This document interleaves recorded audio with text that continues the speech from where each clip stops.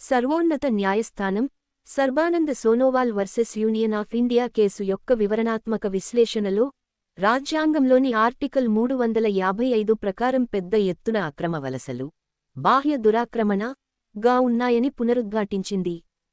అటువంటి బెదిరింపుల నుండి రాష్ట్రాలను రక్షించాలని ఈ కథనం యూనియన్ను ఆదేశించింది. 1971 తర్వాత బంగ్లాదేశ్ నుండి అస్సాంలోకి వలస వచ్చిన వారి వల్ల రాష్ట్రానికి తీవ్ర భద్రతా ముప్పు ఏర్పడిందని, తద్వారా ఆర్టికల్ 355ను ఉల్లంఘించారని కోర్టు పేర్కొంది. జస్టిస్ ఎంఎం సుందరేష్ మరియు జస్టిస్ మనోజ్ మిశ్రాల తరపున జస్టిస్ సూర్యకాంత్ రచించిన తీర్పు, ఆర్టికల్ 355 ప్రకారం అక్రమ వలసలు బాహ్య దురాక్రమణ అని నొక్కి చెప్పాయి. ఇది యుద్ధం కంటే విస్తృత పదం. ఇది జాతీయ అస్థిరతను కలిగించే సంక్లిష్ట పరిస్థితులను కలిగి ఉంటుంది. దేశాల మధ్య ప్రత్యక్ష సంఘర్షణ లేకుండా భద్రత. చట్టం 1983 ఐఎండిటి చట్టం యొక్క రాజ్యాంగ చెల్లుబాటుకు సవాలుపై కేంద్రీకృతమై ఉంది. పిటిషనర్ సర్బానంద్ సోనోవాల్ ఐఎండిటి చట్టం అక్రమ వలసదారులను గుర్తించడంలో మరియు బహిష్కరించడంలో అసమర్థంగా ఉందని, విదేశీయుల చట్టం 1946కి విరుద్ధంగా ఇది భారతదేశంలోని మిగిలిన ప్రాంతాలకు వర్తిస్తుంది.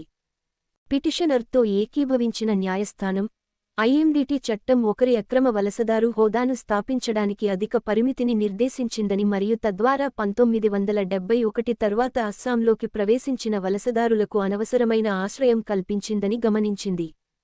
రాష్ట్రానికి రాజీ పడినందున ఈ చట్టం రాజ్యాంగ విరుద్ధమని కోర్టు భావించింది. భద్రత మరియు ఆర్టికల్ 355ని ఉల్లంఘించారు. ఆర్టికల్ 355లోని దూకుడు అనే పదం విస్తృతమైన దిగుమతిని కలిగి ఉందని మరియు రాష్ట్ర భద్రతకు ముప్పు కలిగిస్తే నిరాటంకంగా వలసలను చేర్చవచ్చని సర్బానంద్ సోనోవాల్, సుప్రా.తో మేము గౌరవపూర్వకంగా అంగీకరిస్తున్నాము. అందువల్ల అటువంటి సందర్భాలలో యూనియన్ నిజానికి రాష్ట్రాన్ని బయటి దురాక్రమణ లేదా అంతర్గత భంగం కలిగించే విధంగా అపరిమితమైన వలసల నుండి రక్షించాల్సిన బాధ్యత ఉంది మరియు ఈ విధిని ఉల్లంఘించే శాసనాలు రాజ్యాంగ విరుద్ధమైనవిగా పరిగణించబడతాయి అని కోర్టు పేర్కొంది. అయితే తూర్పు పాకిస్తాన్, బంగ్లాదేశ్ నుండి వలస వచ్చిన కొన్ని సమూహాలకు పౌరసత్వాన్ని మంజూరు చేసే పౌరసత్వ చట్టంలోని సెక్షన్ 6కి ఈ సిద్ధాంతం యొక్క వర్తింపు గురించి చర్చిస్తున్నప్పుడు న్యాయస్థానం ఒక ప్రత్యేకతను చూపింది. 1966 నుండి 1971 వరకు అస్సాంలోకి వలసల సమస్యను పరిష్కరించడానికి అస్సాం ఒప్పందంలో భాగంగా సెక్షన్ 6A ప్రవేశపెట్టబడింది. ఐఎండిటి చట్టం వలె కాకుండా సెక్షన్ 6A అనియంత్రిత వలసలను ప్రోత్సహించదు, బదులుగా పౌరసత్వం పొందేందుకు స్పష్టమైన ప్రమాణాలను ఏర్పాటు చేస్తుంది. నిర్దిష్ట కాలపరిమితిలోపు వలసలను నియంత్రిస్తుంది మరియు 1971 తర్వాత అక్రమ వలసదారుల గుర్తింపును నిర్ధారిస్తుంది. కాబట్టి ఈ సెక్షన్ బాహ్య దూకుడు గా పరిగణించబడదని కోర్టు తీర్పు చెప్పింది. పాయింట్ బెంచ్ పేర్కొంది, ప్రస్తుత సందర్భంలో సెక్షన్ 6A దాని పరిధిలో పరిమితం చేయబడింది మరియు స్వతహాగా నిరంతర వలసలను సృష్టించదు లేదా దాని కొనసాగింపును చట్టబద్ధం చేయదు. సెక్షన్ 6A తూర్పు పాకిస్తాన్ నుండి అస్సాంకు వలస వచ్చిన వారిని 3 తరగతులుగా విభజిస్తుంది. ఇది పౌరసత్వాన్ని మంజూరు చేస్తుంది. జనవరి 1, 1966 కంటే ముందు వలస వచ్చిన వలసదారులకు మాత్రమే, మరియు జనవరి 1, 1966 మరియు మార్చి 25, 1971 మధ్య వలసదారులకు రిజిస్ట్రేషన్ ద్వారా పౌరసత్వం, ఇమ్మిగ్రేషన్ మరియు పౌరసత్వంపై ఇతర చట్టాలతో పాటుగా చదివినప్పుడు ఇది రాష్ట్రానికి సంబంధించిన పోస్ట్ ఇమ్మిగ్రేషన్ ద్వారా ప్రకటించింది.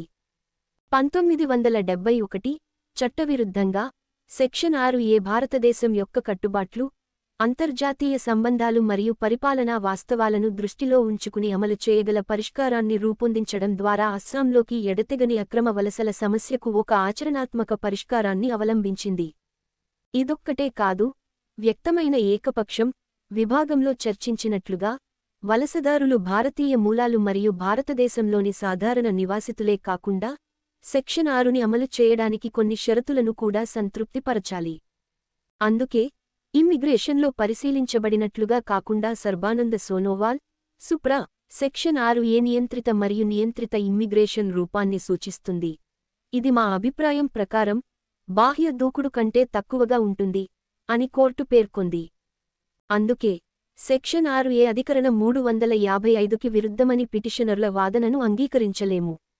అయితే, సెక్షన్ 6A యొక్క రాజ్యాంగబద్ధతను సమర్థించడం ప్రస్తుత పౌరసత్వం మరియు ఇమ్మిగ్రేషన్ చట్టాలను అమలు చేయడంలో ప్రతిబంధకంగా భావించరాదు, లేదా ఫీల్డ్ను నియంత్రించే ఇతర న్యాయపరమైన నిర్ణయాలకు ప్రభావం చూపడం. శీర్షిక: పౌరసత్వ చట్టం 1955 యొక్క సెక్షన్ 6లో తటస్థ అనులేఖనం నం. 2024 INSC 789